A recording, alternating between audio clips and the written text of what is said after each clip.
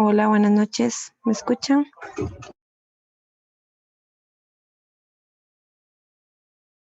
Buenas noches.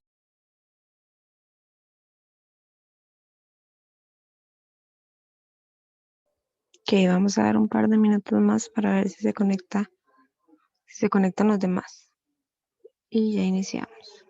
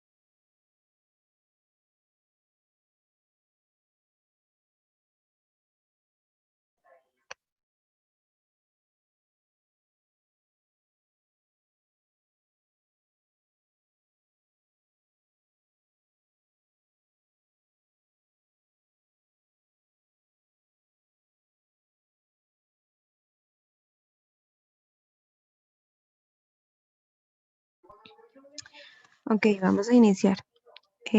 Bueno, como bien saben, son repasos lo que vamos a ver de ahora en adelante para el examen de bachillerato. Entonces vamos a tratar de estar resolviendo ítems mientras recordamos o repasamos lo que son los conceptos. Entonces, hoy vamos a iniciar con la primera parte del examen, que es la parte de lógica y de literatura. Para repasar eso un poquito y ver si tienen dudas o preguntas con algo, ¿verdad? También háganlas para que, pues para que las aclaren y les vaya mucho mejor y ir haciendo los ejercicios.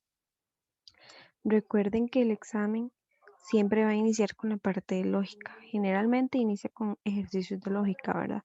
Si no, empieza este tema como a partir del quinto ítem, pero siempre son uno de los primeros. Entonces, lo que vamos a hacer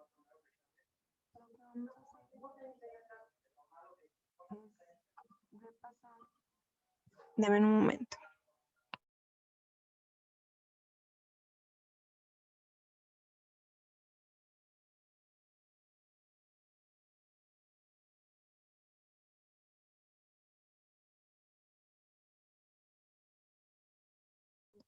Ok, disculpen, que me estaban llamando.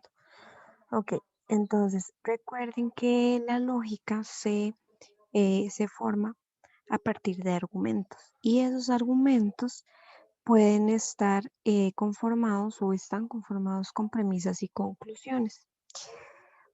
En este tema nos pueden preguntar por dos cosas, por identificar la estructura, ¿verdad? Identificar qué es una premisa, cuál es la conclusión del argumento, o por otra parte, identificar si esa estructura es lógica o es válida o inválida, mejor dicho. Para que una estructura sea válida, tanto sus premisas como la conclusión deben de concordar. No sé si recuerdan, ¿verdad? Que en alguno de los ejercicios podíamos encontrar ideas que tal vez no fueran reales, eh, que fueran un poco ficticias. Sin embargo, mientras la conclusión se base en esas premisas y esas premisas estén relacionadas a la conclusión, va a ser una estructura válida, ¿ok? La estructura válida no me lo da si la información es verdadera o falsa, sino si tanto la premisa como la conclusión concuerdan entre sí. ¿Está claro esto? Sí. Sí, profe. Ok, entonces vamos a ver. En el primer argumento nos dice, todas las frutas cítricas contienen vitamina C. La piña es una fruta cítrica, por lo tanto la piña contiene vitamina C. Las dos premisas concuerdan con la conclusión o esa conclusión concuerda con las premisas que se están explicando. Sí, profe. Sí, profe. Entonces, ¿es una estructura válida o inválida? Válida. Válido. Válida, ¿ok? Vamos con la 2. Todas las aves tienen pico. La paloma tiene un pico. Por consiguiente, la paloma es un símbolo de paz. ¿Concuerda la conclusión con las premisas? No, es inválida. No. No, es inválida. Si, por ejemplo, la conclusión hubiese sido, por consiguiente, la paloma es un ave, ahí la estructura sí sería válida. Pero vean que la conclusión ya no concuerda con las premisas que se están dando anteriormente. Por lo tanto, va a ser una premisa inválida. La opción correcta sería la C. Válida la 1 e inválida la 2. Vamos, Profe, dime. no sé si soy yo, pero a veces se lo escucha medio raro, como que se va un poco el audio. Sí, a mí también. ¿Cómo se escucha? ¿Cortado o muy bajo? Como muy Como bajo que también. sube y baja, o sea, muy bajo, digamos.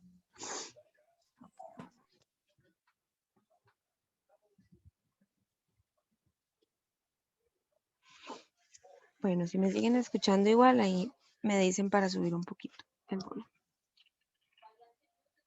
Vamos a ver, en la 2 tenemos que identificar el orden correcto del enunciado. Es decir, tenemos el argumento, ¿verdad?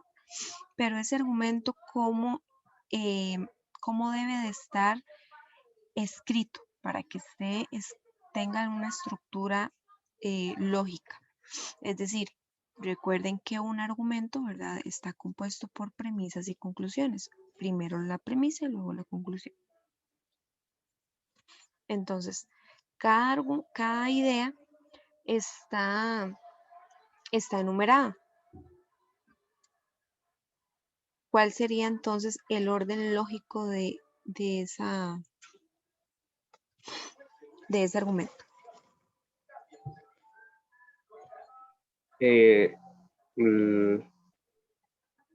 ¿Está bien como está así? ¿Está ordenado de forma correcta? ¿O hay alguna oración que está colocada mal?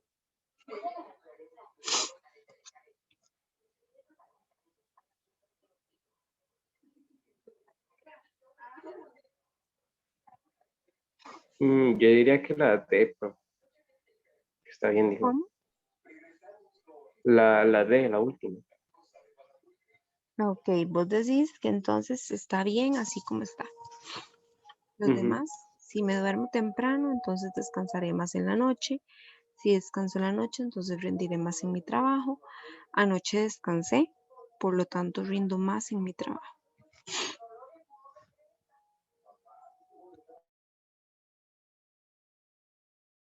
Yo creo que también, profe, la D. Sería la D. Está escrita de forma correcta.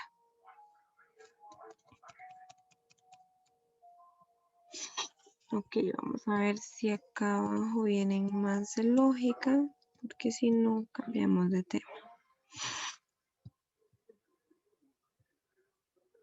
Ok, parece que sí. Bueno, ahora vamos con lo que son textos no literarios. Recuerden que en textos no literarios nosotros podíamos identificar varios elementos, entre ellos el núcleo de sentido. Cuando hablamos de núcleo de sentido, es esa idea principal del texto. Recuerden que le podíamos llamar o núcleo de sentido o idea principal, que yo les dije. Tomen en cuenta los dos conceptos, ¿verdad? Porque vean, en el caso del examen anterior que utilizábamos decía idea principal. En este caso viene con el nombre núcleo de sentido. Entonces, cuando hablamos de núcleo de sentido, es esa idea principal que resume de lo que nos habla todo el fragmento. También hay ideas complementarias, que esas son las ideas secundarias que me ayudan a explicar esa idea principal. Podíamos identificar lo que era el contexto sociocultural, ¿verdad? Que teníamos que tomar en cuenta aspectos sociales y culturales que vienen o que están representados en el fragmento para dar respuesta a, al ítem. Vamos a ver también lo que es el nivel inferencial y el nivel literal. Recuerden que cuando hablamos del nivel inferencial, a partir del texto teníamos que inferir, teníamos que deducir lo que nos quiere dar a entender el texto o el fragmento. Si hablamos de ideas literales, ¿verdad? Del nivel literal, tenemos que responder a partir de lo que está ahí expuesto en el fragmento, ¿verdad? En este caso, ¿verdad? En la pregunta 3 nos habla del núcleo de sentido. Entonces, a partir de ese fragmento, ¿cuál es la idea principal? ¿De qué nos habla todo el fragmento? Dice el texto. La vida de los niños, antes confinada al mundo familiar, hoy es pública a través de las redes sociales. No existen muchos estudios sobre el tema, pero los expertos coinciden en que la sobreexposición de los niños en las redes puede tener efectos en su desarrollo psicológico y su espontaneidad. Pues algunos padres pretenden que sus hijos aparezcan con una conducta siempre feliz, cuando eso no es real ni posible. Entonces, ¿cuál opción presenta un núcleo de sentido? Las redes sociales dañan el desarrollo físico de los niños. El desarrollo psicológico se estimula con la ayuda de las redes sociales. La conducta feliz de un niño desaparece cuando se hacen públicos sus actos. O la exhibición de los niños en las redes modifica la naturalidad de sus acciones. La D. La D, muy bien. La exhibición de los niños en las redes sociales modifica la neutralidad de sus acciones. Es la idea principal de la que nos habla ese fragmento. Ok, vamos con dos elementos más, el nivel implícito y el nivel explícito. Si nos están preguntando por el nivel explícito, debíamos, o la respuesta estaba en el texto o teníamos que deducirlo cuando era explícito.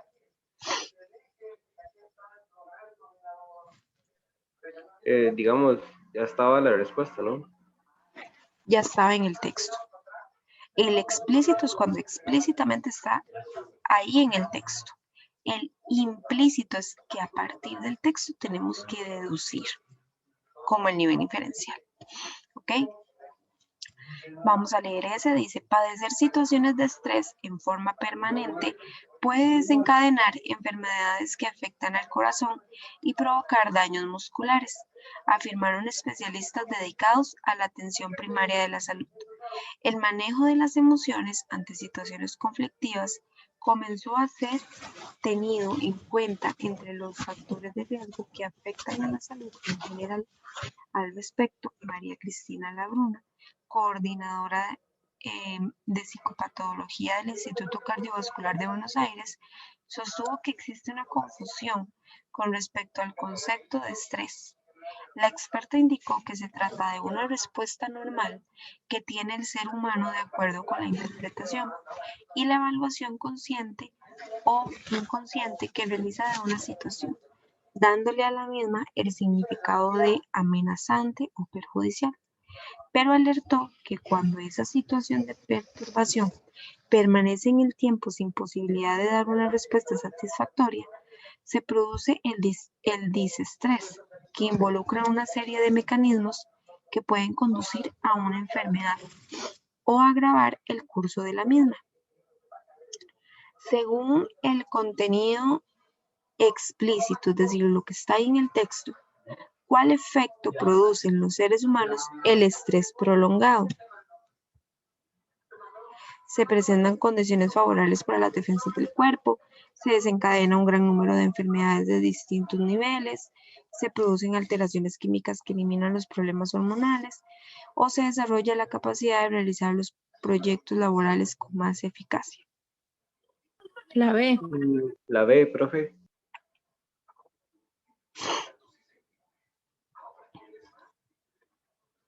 La B. Muy bien. Se desencadena un gran número de enfermedades en distintos niveles. Vamos a ver.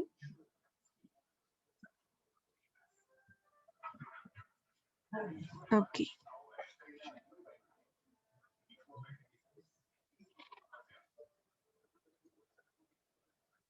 Ay, vamos a ver qué se me pasó ahí. Ok. Vean que estamos hablando del nivel explícito. Tiene que estar ahí en el texto. Y lo vemos en el primer párrafo. Padecer situaciones de estrés en forma permanente puede desencadenar enfermedades que afectan al corazón y provocar daños musculares. Por lo tanto, sería la D. La B, perdón. Vayan anotando también las respuestas correctas para el momento de que repasen el examen. Ok, aquí es analizar el fragmento. Según el texto anterior, los azúcares. El cuerpo no solo ha desarrollado formas de adaptarse a la alimentación o a la inanición, también ha creado estrategias para adaptarse con situaciones en las cuales la ingesta de alimentos excede las necesidades energéticas. Igual que las grasas pueden pasar a la vía metabólica de la glucosa para producir energía. Los azúcares y almidones en los cereales o en los dulces pueden convertirse en grasas para el almacenamiento de energía. Los azúcares complejos, como los almidones y la sacarosa, se hidrolizan primero en subunidades monosacáridas. En los humanos, el hígado sintetiza ácidos grasos, pero el almacenamiento de grasas se relaciona con las células adiposas, con su distribución peculiar en el organismo, especialmente alrededor de la cintura y de la cadera. ¿Ok? Entonces, los azúcares son sintetizados por el hígado, pueden transformarse en grasas, aumentan el colesterol en la sangre o se convierten en almidones y ácidos lácteos.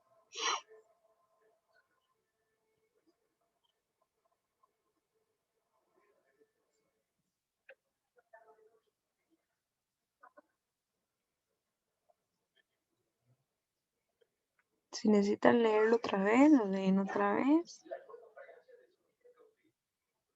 La B, profe.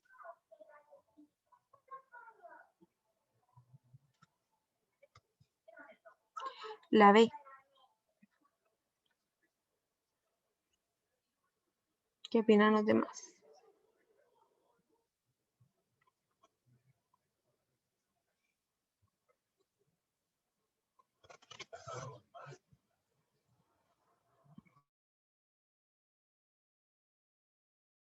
Yo digo también, profe, la B.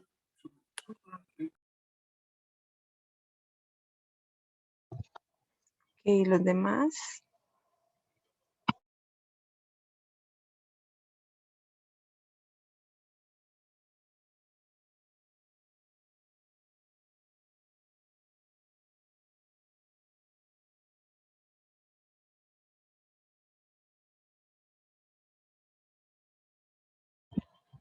Es la B. Ajá. Pueden Profe, transformarse en grasas. Dime. no, perdón, era para que me repitieras, es que llegó una persona y tuve que atender. Pero no, tranquilo. Se te pega un poquito, te escucho muy pegado. No, ya no, profe, tranquilo. Ok. Correcto, sería entonces la opción B. Pueden transformarse en grasas. Vean que aquí no, es solamente tomar en cuenta el fragmento. No nos dicen si la idea principal, si a nivel explícito o implícito, si a nivel literal.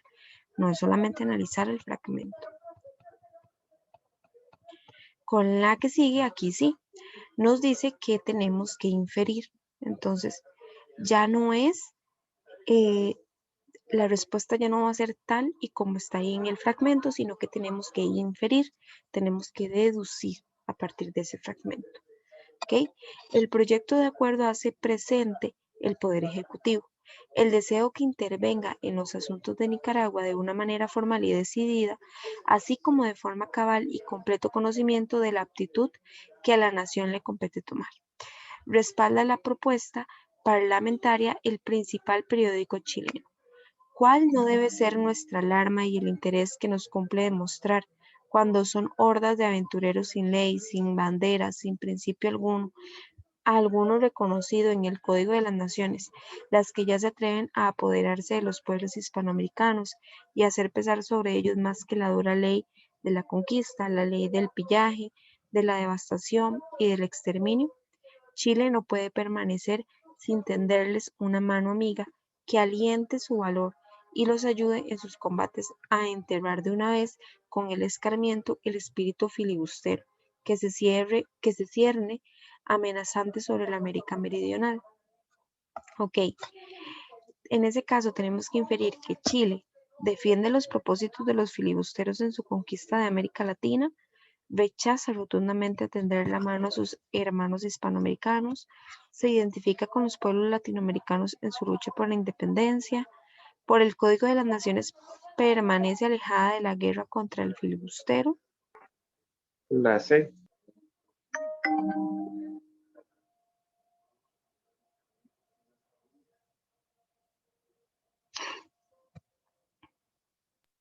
La C, profe. Ok, la C nos dice el compañero, los demás qué opinan. Se identifica con los pueblos latinoamericanos en su lucha por la independencia.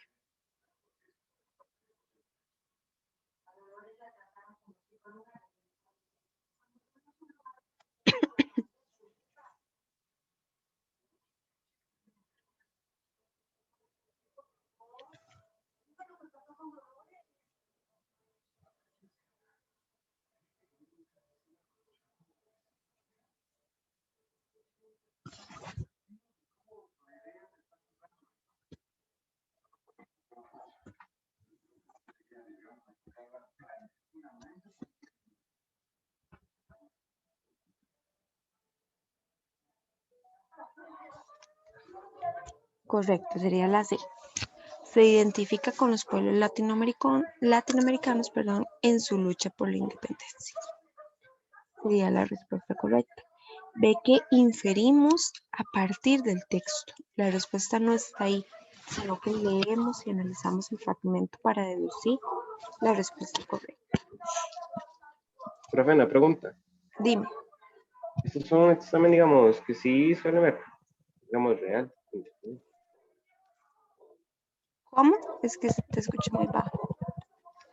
O sea, que si es un examen anterior, de algún año anterior. Ese es un examen, sí, de bachillerato. Ah, no, es que noté que en algunas sí se puede sacar como medio por lógica, según el texto, ¿verdad? Ajá. Es que, digamos, cuando es así de inferir, hay algunas que son por lógica por el mismo texto, porque ahí nos están ayudando con el fragmento que nos colocan. Pero si no me equivoco, vamos a, no, este no trae la escala. Sí, esta es una práctica de un examen de bachillerato para el año pasado. Ok, sigamos con... Gracias, profe. Ok.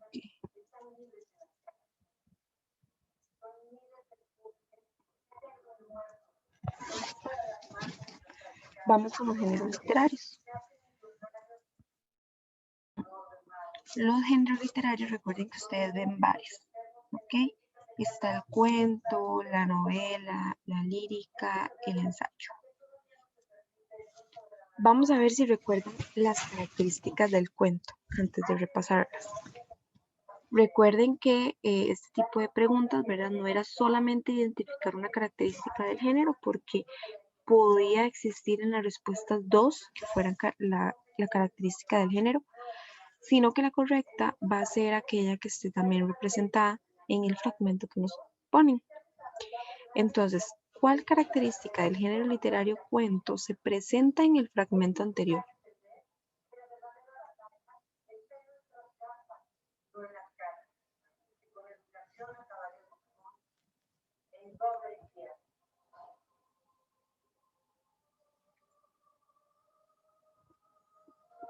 ¿Cuál de esas era una característica del género cuento y que además está representado ahí?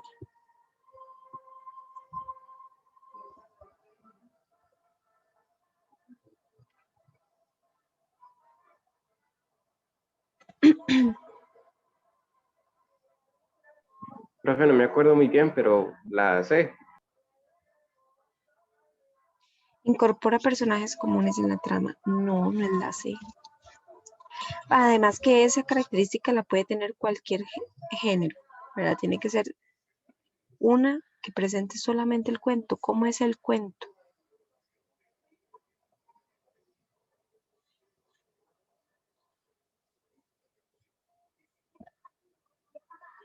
La D, entonces. No, la respuesta correcta es la A. Desarrolla un único asunto. Ok, vamos con las características del cuento. Recuerden que el cuento son textos muy pequeños, entonces se caracterizan por tener pocos personajes, por desarrollar un solo tema, o en este caso un único asunto, por tener pocos ambientes y que otra de las características del cuento es que es narrativo. ¿Qué quería decir que era narrativo? Que no lo podía narrar, no lo podía contar alguien. ¿Ok? Esas son las características del cuento. ¿Ok? Recuerden que el cuento es algo muy pequeño. Entonces, por eso tiene muy poca extensión, es decir, es algo corto, desarrolla un único tema, pocos ambientes, pocos personajes. Profe, una pregunta, ¿cuál era la 7 o no la hicimos? Vamos a Se perdió. ver. No, la 7 no la vimos. Vamos a hacerla. Ok. Con el romanticismo, en la literatura existen movimientos literarios. Hay varios movimientos, son como 20 movimientos, son varios, la verdad, y hay bastantes características sobre cada uno. ¿Por qué la profe no nos dio este tema? Primero, porque solamente sale a veces una pregunta, o sale una pregunta o no sale, porque el movimiento viene en el mismo ítems, en la tabla de examen, viene en el mismo ítems que con lo que es el nivel inferencial y el nivel literal. Entonces, es más importante eso, por lo tanto, el movimiento o no ponen preguntas o solamente ponen una. Ahora, ¿por qué? Porque lo que también otra de las razones es, como decía el compañero, algunas preguntas son de lógica, que con solamente leer el fragmento, que para eso nos lo ponen porque son una ayuda, con solamente leer el fragmento nosotros podemos encontrar la respuesta. Por ejemplo, en este caso nos dice que un rasgo del romanticismo.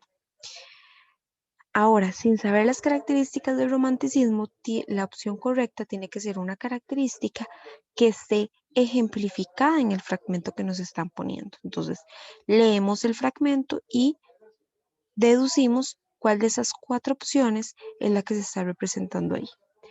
El fragmento dice, el niño seguía forcejeando y dándome todos los nombres que más me desesperaban. Le apreté la garganta para hacerle callar y al instante se desplomó a mis pies muerto. Contemplé mi víctima y sentí en mi corazón la exultación de un triunfo infernal. Me aplaudí a mí mismo y exclamé, yo también puedo sembrar la desolación. Mi enemigo no es invulnerable. Esta muerte le sumirá en la desesperación y en mil otras calamidades que le atormentarán y le arruinarán. Ahora, ¿cuál de esas 4 características está presente en ese fragmento que leímos? Es como hacer una pregunta de las de nivel inferencial o literal. Tiene que estar ahí. ¿Qué es lo que se presenta ahí? ¿Cuál de esas 4 características? Nos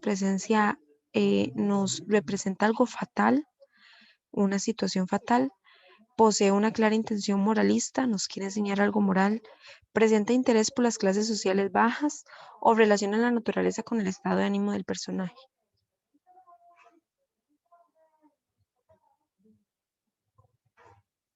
¿Cuál de esas 4 características se evidencian ahí?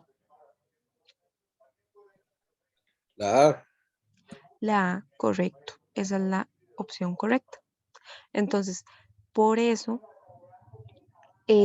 me gusta ver este tema de una forma, no me gusta verlo porque en realidad es algo por lo que se matarían estudiando 3, 4 páginas, porque son solamente características, lo que hay que aprender de cada uno de estos movimientos, el romanticismo, el neoclasicismo, etcétera. Entonces, ¿de qué me vale a mí darles 19 movimientos con 8 características cada uno y que se las aprendan de memoria para hacer esto?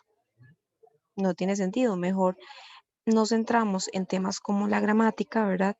O otros temas que tenemos que sí memorizar algunos conceptos para poder responder, que, que este tipo de temas, ¿verdad? Que podemos deducirlo a partir del fragmento, porque es simplemente ver cuál de las 4 opciones se da en el fragmento que nos pone.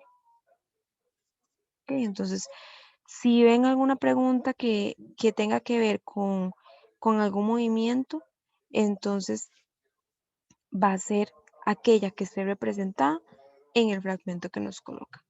Es como responder, como les digo, es como responder una de nivel literal o nivel inferencial. ¿Está claro? Sí, profe. Porque vean que leímos el fragmento y ahí no hay ninguna intención moral, todo lo contrario. No nos habla de clases bajas, ni tampoco hace una dicotomía o una relación entre el estado de ánimo del personaje con la naturaleza, ¿verdad? Entonces, sería la A que nos presenta algo fatal.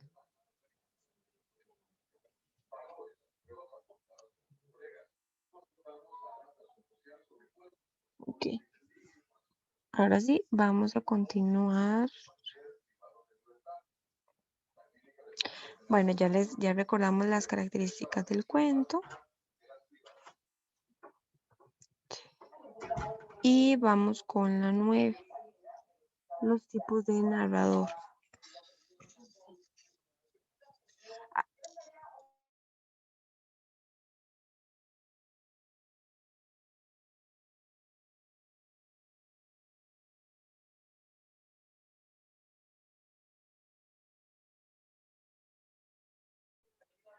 Ok, en esta son los tipos de narrador. Ya vimos que el cuento tiene un narrador. Ok, ¿qué va a ser el narrador? Es la persona que se encarga de contarnos la historia. Hay 3 tipos de narrador: narrador protagonista, narrador testigo y narrador omnisciente. Vamos a hacer la primera y luego lo repasamos para ver si recuerdan. ¿Qué tipo de narrador hay en ese fragmento? Lean el fragmento y me dicen qué tipo de narrador hay.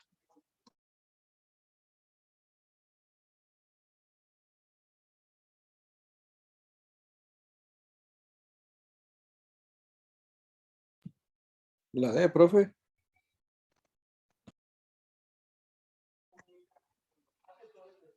¿Cuál? D. La D, sí, profe. Ok, vamos a leer. El día que lo Profe, iban a omnisciente. Ok, Perdón. vamos a leerla, sí, tranquila. El día que lo iban a matar, Santiago Nazar se levantó a las 5:30 de la mañana para esperar el buque en que llegaba el obispo. Había soñado que atravesaba un bosque de higuerones donde caía una llovizna tierna, y por un instante fue feliz en el sueño. pero al despertar se sintió por completo salpicado de cagada de pájaro. Ok, es la opción D. Conoce la conciencia del personaje. Recuerden que el omnisciente le llamamos un narrador Dios porque conoce lo que el personaje hace, lo que el personaje siente, en este caso hasta lo que sueña, ¿verdad? Como es omnisciente, como es un narrador Dios, sabe sus sentimientos, sabe sus pensamientos, sabe sus sueños. El testigo cuenta lo que le sucedió a otra persona porque lo ve o porque alguien más se lo contó. Y el protagonista es cuando yo relato lo que me sucedió a mí mismo. Se habla en primera persona. ¿Ok? Esos son los tipos de narrador. En este caso es la opción D. Vamos con la 10. Es otra de narrador. ¿Cuál es el narrador ahí?